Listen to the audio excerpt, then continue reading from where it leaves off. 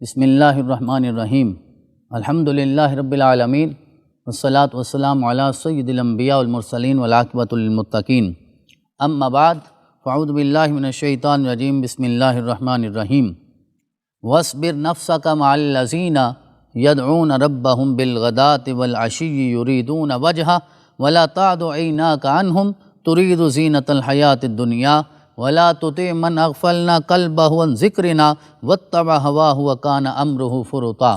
صدق اللہ العظیم۔ حضرات محترم، ایک اور مبارک نشست ہے، اس مبارک ہستی کا تذکرہ ہے جس کا مقام درمیان اولیاء وہی ہے جو میرے اور آپ کے آقا جناب محمد رسول اللہ صلی اللہ علیہ وسلم کو رب رحمان نے درمیان انبیاء عطا فرمایا ہے۔ آپ کے فرزند بھی ہیں، سید زادے ہیں، حسنی بھی ہیں، حسینی بھی ہیں، مادرزاد ولی ہیں، پیدائشی ولی ہیں، اور آپ کا قدم ہر ولی کی گردن پر ہے۔ یہ مقام میرے رب نے آپ کو عطا فرمایا ہے۔ اس سے پچھلی نشست میں ہم نے ذکر کیا تھا کہ آپ کا علمی مقام و مرتبہ کیا ہے، اور اپنے زمانے کے سارے محدثین حتیٰ کہ فقہاء بھی آپ کو تسلیم کیا کرتے تھے، مفسرین بھی تسلیم کرتے تھے۔ اسی سلسلے میں ایک دو بات کرنے کے بعد آج ہم حقیقت ولایت دیکھیں گے کہ حضور غوث اعظم حقیقت ولایت کے اعتبار سے کس مقام پہ کھڑے ہیں۔ امام ذہبی آپ سیرت نگار بھی ہیں اور تاریخ نگار بھی ہیں، اور بہت مشہور آپ کی کتاب سیر اعلام النبلاء۔ آپ ارشاد فرماتے ہیں جو جلیل القدر محدث ہیں امام ذہبی، آپ کہتے ہیں کہ کبار مشائخ اور اولیاء میں اول تاخر کوئی شخص ایسا نہیں ہوا جس کی کرامتیں حضور سیدنا الشیخ عبد القادر جیلانی سے بڑھ کر ہوں۔ علماء کا اسے تسلیم کرنا، محدثین کا اسے تسلیم کرنا، تاریخ نگاروں کا اسے تسلیم کرنا، یہ کوئی چھوٹی بات نہیں ہے۔ شافعی مذہب کے بہت بڑے امام ہیں حضرت العز بن عبد السلام رحمۃ اللہ علیہ، بہت بڑے امام ہیں، اتھارٹی ہیں، اور سعودی عرب میں آج بھی انہیں حجت تسلیم کیا جاتا ہے، اور یہ ایک ایسا نام ہے کہ جسے رد کرنے کی کسی میں کوئی جرت نہیں ہے۔ امام العز بن عبد السلام کا ایک قول ہے جو امام ذہبی نے سیر اعلام النبلاء میں بیان کیا ہے کہ وہ فرماتے ہیں آج تک اولیاء کرام کی پوری صف میں کسی ولی کی کرامتیں تواتر کے ساتھ اتنی منقول نہیں ہوئی جتنی شیخ عبد القادر جیلانی کی ہیں، اور اس پر سب کا اتفاق ہے۔ یہ ہو گیا محدثین، فقہاء، مفسرین، تاریخ نگار اور سیرت نگاروں کا ذکر۔ اب میں بات عرض کروں گا شعراء کی، ادباء کی، اور علم ناو سے محبت رکھنے والوں کی۔ علم ناو کے ساتھ محبت رکھنے والوں کو بھی حضور غوث اعظم کے علمی مقام و مرتبہ کو تسلیم کرنا پڑا، شعراء کو بھی تسلیم کرنا پڑا، ادباء کو بھی تسلیم کرنا پڑا۔ بہت بڑی شخصیت ہیں، ادیب ہیں، نام ہے حضرت امام یحییٰ بن نجاح الادیب رحمۃ اللہ علیہ۔ یہ جلیل القدر علماء میں آپ کا شمار ہوتا ہے۔ حضرت ابو البقاء ان کے حوالے سے یہ بیان کرتے ہیں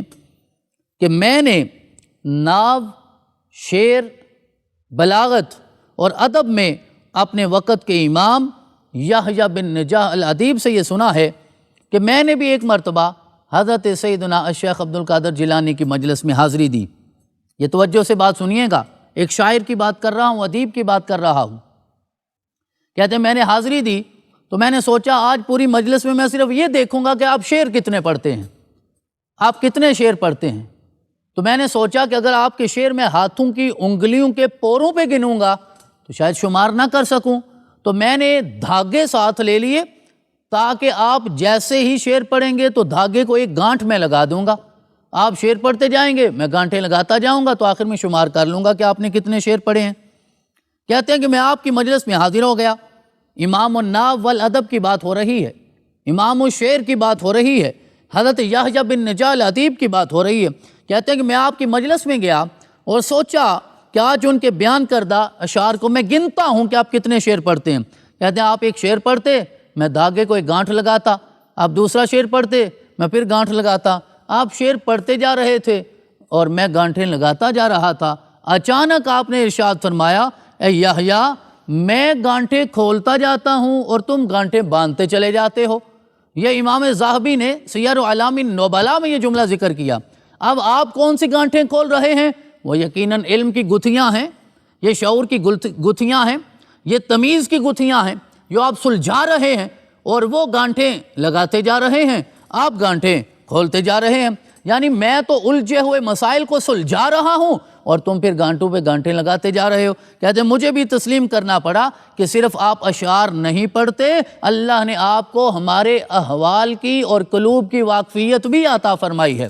آپ ہمارے دلوں کے حال بھی جاننے والے ہیں۔ لائیے کوئی ایسا شیخ،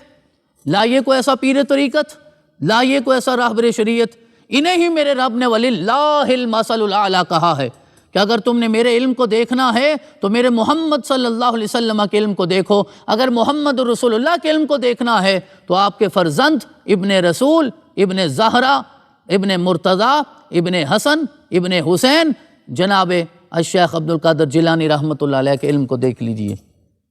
کہ آپ کس طرح یہ گتھیاں سلجھا رہے ہیں۔ حضرات محترم، آپ خود بیان فرماتے ہیں کہ جب ابھی میں نے تعلیم مکمل کی تھی اور واز شروع نہیں کیا تھا تو میں سوچتا تھا میں عجمی ہوں، میں عرب میں کیسے واز کروں گا۔ تو ایک رات میں سو رہا تھا، خواب میں سرور کائنات تشریف لے آئے، حکم دیا واز کیا کرو۔ تو کہتے ہیں میں نے عرض کیا آقا میں کیسے واز کر سکتا ہوں، میں تو عجمی ہوں، عرب کے سامنے عجم تو واز نہیں کر سکتا۔ تو کہتے ہیں خواب میں سرور کائنات نے 7 مرتبہ اپنا لعاب دہن عطا فرمایا، میری زبان کی ساری گھریں کھل گئیں۔ رسول اکرم صلی اللہ علیہ وسلم نے 7 مرتبہ اپنا لعاب دہن عطا فرمایا اور حضور غوث اعظم کی ساری گھریں کھل گئیں، اور پھر یہ سارا علم جو ابھی آپ کے سامنے بیان کیا جا رہا ہے وہ تفسیر کا علم ہو، حدیث کا علم ہو، فقہ کا علم ہو، سیرت کا علم ہو، شعر و ادب کا علم ہو، یا نحو اور صرف کا علم ہے، اللہ رب العزت نے یہ سارے علوم آپ کو عطا فرما دیے۔ اور پھر کہتے ہیں خواب میں مولا کائنات، شیر خدا، تاجدار حل عطا، حضرت سیدنا علی المرتضیٰ کرم اللہ وجہہ الکریم آپ تشریف لے آئے، اور آپ نے مجھے حکم فرمایا تو میں نے عرض کیا آقا کہ میں تو عجم ہوں، عرب نہیں ہوں، میں تو واز نہیں کر سکتا۔ تو آپ نے 6 مرتبہ مجھے اپنا لعاب دہن عطا فرمایا، تاجدار حل عطا نے۔ اب ذرا اندازہ کیجئے، ذرا اندازہ کیجئے اس ہستی کا علمی مقام و مرتبہ بیان ہو رہا ہے کہ جنہیں 7 مرتبہ لعاب دہن خود اس ذات نے عطا فرمایا جو منبع علم ہے، جو صاحب علم ہے، اور پھر 6 مرتبہ اس نے عطا فرمایا جو علم کے شہر کا دروازہ ہے، باب و مدینۃ العلم ہے۔ جب مدینۃ العلم بھی عطا فرمائے، باب و مدینۃ العلم بھی عطا فرمائے، تو پھر اندازہ کیجئے اس کے علمی مقام و مرتبہ کو تسلیم کیے بغیر کوئی چارہ باقی نہیں رہتا۔ اب یہ میرے رسول کا معجزہ ہے، لعاب دہن 1,24,000 انبیاء اور رسول میں سے حضرت آدم سے لے کر حضرت عیسیٰ تک بڑے بڑے جلیل القدر انبیاء اور رسول تشریف لائے، بڑے شاندار معجزات لے کر آئے، لیکن میرے رب نے کسی نبی اور رسول کو لعاب دہن کا معجزہ عطا نہیں فرمایا۔ لعاب دہن کا معجزہ صرف سرور کائنات علیہ تحیۃ و ثنا کا ہے۔ تو اسی کی یہ برکتیں تھیں کہ آپ نے اتنے اشعار پڑھے کہ یحییٰ کہتے ہیں میں گنتا رہا، گانٹھیں لگاتا رہا۔ آپ نے فرمایا میں گانٹھیں کھولتا ہوں، تم گانٹھیں باندھتے جا رہے ہو، میں مسائل کو سلجھا رہا ہوں، تم مزید الجھاتے جا رہے ہو۔ کہتے ہیں میں نے اٹھ کے توبہ کی، آپ کے قدموں میں سر رکھا اور آپ کو دل و جان سے تسلیم کر لیا۔ اب ہم بات کریں گے امام النحو کی، حضرت ابو محمد نحوی رحمۃ اللہ علیہ کی۔ امام الحافظ عبد الغنی المقدسی یہ بیان کرتے ہیں کہ اس دور کے بغداد کے نحو کے سب سے بڑے امام، علم نحو جنہوں نے درس نظامی پڑھا ہے اور داربا یدربو کی ضربیں لگی ہیں، وہ ذرا سمجھیے گا کہ اللہ رب العزت نے حضور غوث اعظم کو کتنا اعلیٰ مقام عطا فرمایا تھا۔ تو بغداد کے اس وقت جو سب سے بڑے امام تھے ابو محمد نحوی، وہ کہتے ہیں میں نے بھی سنا کہ غوث اعظم کی مجلس میں ہزاروں نہیں لاکھوں لوگ ہوتے ہیں، کرامات کا اظہار ہوتا ہے، تصرفات ہوتے ہیں، آپ کے اختیارات ہوتے ہیں، کمالات ہوتے ہیں، شان تکوین کا اظہار ہوتا ہے، لوگوں کے حالات بدل جاتے ہیں، آنے سے پہلے باطن اور ہوتا ہے، حاضر ہو کر باطن کی کیفیت بدل جاتی ہے، تزکیہ نفس ہو جاتا ہے۔ تو میں نے سوچا میں بھی حاضر ہوتا ہوں، لیکن میں صرف اس لیے جاؤں گا کہ میں دیکھوں کہ آپ نحوی اعتبار سے کتنے پختہ ہیں۔ میں یہ دیکھوں گا جا کر کہ آپ کا علوم نحو پہ، علوم صرف پہ جو بنیادی علوم ہیں عربی گرامر کے، قرآن اور حدیث کو سمجھنے کے لیے اگر ایک عالم ہے تو اسے علم نحو کا بھی ماہر ہونا چاہیے، علم صرف کا بھی ماہر ہونا چاہیے، پتہ ہونا چاہیے داربا یدربو پڑھنا چاہیے. آپ نے حضور غوث اعظم نے وہ بھی پڑھا ہے, 10 سال پڑھا ہے, 12 سال پڑھا ہے, 25 سال پھر مجاہدات کیے ہیں. یعنی آپ نے جسم کی ضربیں بھی کھائی ہیں, قلب کی ضربیں بھی کھائی ہیں, اور جب تک جسم و قلب کی ضربیں جمع نہیں ہوتی کوئی عبد القادر جیلانی نہیں بنتا. حالانکہ آپ پیدائشی مادرزاد ولی ہونے کے باوجود آپ نے ساری زندگی مجاہدات میں گزاری ہے, پھر میرے رب نے یہ مقام عطا فرمایا. کہتے میں نے سوچا کہ میں جا کے یہ دیکھوں گا کہ آپ علوم نحو میں کتنے پختہ ہیں, اور اگر کہیں کوئی غلطی ہوئی تو میں اس کی نشاندہی کروں گا. ناوی تھا, اپنے گمنڈ میں تھا, اپنے غرور میں تھا. آج بھی ہمارے ہاں یہی ہوتا ہے کہ اساتذہ کی مجلس میں بیٹھ کر علماء بطور طالب علم یہ دیکھتے رہتے ہیں کہ استاد کہاں غلطی کرتا ہے تاکہ اس کی گرفت کی جائے, اس کی پکڑ کی جائے. یہ علوم نحو کا بہرحال ایک خاصہ رہا ہے, علماء کا یہ خاصہ رہا ہے. تو کہتے میں اسی گمنڈ میں تھا, غرور میں تھا, ناز میں تھا, فخر میں تھا, کبر کی کیفیت میں تھا کہ میں دیکھوں کہ آپ علوم نحو میں کتنے پختہ ہیں. آج کے مبلغین کو یہ سوچنا چاہیے کہ حضور غوث اعظم سے بڑا کوئی مبلغ نہیں تھا. لاکھوں لوگوں کے اجتماع میں آپ خطاب فرمایا کرتے تھے, اور پھر کال سے حال کی کیفیت پیدا ہوتی تھی اور قلب جاری ہو جایا کرتا تھا. یہ کیفیات اموات ہوتی تھیں, لوگ گریبان چاک کر دیا کرتے تھے, آپ کے قدموں میں گر کے بے ہوش ہو جایا کرتے تھے, مستغرق ہو جاتے تھے, وجد کی کیفیت طاری ہو جایا کرتی تھی. لیکن ایسی ہستی جس کے قول میں اتنی تاثیر تھی وہ علوم نحو کی بھی ماہر تھی, وہ جانتی تھی کہ علوم نحو کیا ہوتے ہیں. تو ابو محمد ناوی آپ کی مجلس میں بیٹھ کے تو کہتے میں سوچتا رہا, آپ کا بیان ہو رہا تھا, میں سن رہا تھا, لیکن مجھے کوئی کشش محسوس نہ ہوئی, مجھے بالکل اچھا نہ لگا, کیونکہ میں تو ناوی نکات سننا چاہتا تھا کہ نحو کے اعتبار سے آپ کتنے پختہ ہیں, اور وہ بیان ہی نہیں ہو رہا تھا, اس طرح بیان نہیں تھا. تو میں نے یہ سوچا اور اپنے دل میں نے یہ کہا, اپنے ساتھ یہ میں نے اظہار کیا کہ آج کا دن میں نے ضائع کر دیا ہے, میرا آج کا دن ضائع ہو گیا. کہتے ہیں جیسے ہی یہ خیال میرے دل میں آیا, بس خیال آنے کی دیر تھی, خیال آتا گیا. منبر پر دوران خطاب حضرت سیدنا غوث اعظم رضی اللہ تعالیٰ عنہ مجھے مخاطب ہو کر بولے, اے محمد تم اپنی ناو کو خدا کے ذکر پہ ترجیح دے رہے ہو, تمہیں ناو میں کشش محسوس ہو رہی ہے, خدا کے ذکر میں کشش نہیں محسوس ہو رہی. داربا یدربو کی ظاہری ضرب میں تم ابھی تک کھوئے ہوئے ہو, قلب کی ضرب کی طرف تمہاری کوئی توجہ نہیں ہے. ذرا اندازہ کیجئے اس سے بڑی شان تکوین کیا ہوگی, اس سے بڑا علم کون سا ہوگا, اس سے بڑے اختیارات کون سے ہوں گے کہ سامنے بیٹھے ہوئے بندے کے دل کی کیفیت کو جان لینا. یہ میں سرور کائنات کے فرزند کی بات کر رہا ہوں, پھر سرور کائنات کا علم کیا ہوگا, آپ کی شان کیا ہوگی. تو آقا کو نہیں پتہ چلتا ہوگا آج ابو بکر کیا سوچ کے آئے ہیں, آج عمر کیا سوچ کے آئے ہیں, آج عثمان کیا سوچ کے آئے ہیں, آج حیدر کرار کیا سوچ کے آئے ہیں, آج بلال کیا سوچ کے آئے ہیں, آج صوبان کیا سوچ کے آئے ہیں, آج سلمان فارسی کیا سوچ کے آئے ہیں, آج عمار بن یاسر کیا سوچ کے آئے ہیں. جب غوث اعظم سب کچھ جان لیتے ہیں تو ارشاد فرمایا ابھی تک ناو میں الجھے ہوئے ہو,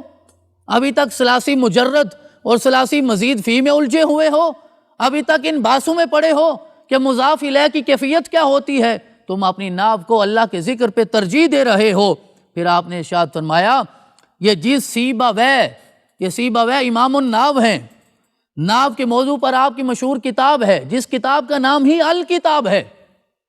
سیبویہ کی کتاب. آپ نے اس کی طرف اشارہ کر کے کہا جس سیبویہ کے پیچھے تم مارے مارے پھرتے ہو وہ سارے ہم نے دیکھے ہوئے ہیں, وہ سارے ہمارے پرکھے ہوئے ہیں, ہم نے انہیں دیکھا ہوا ہے, لہٰذا ناو کی بجائے علوم ناو ہونے چاہیے, انکار نہیں ہے,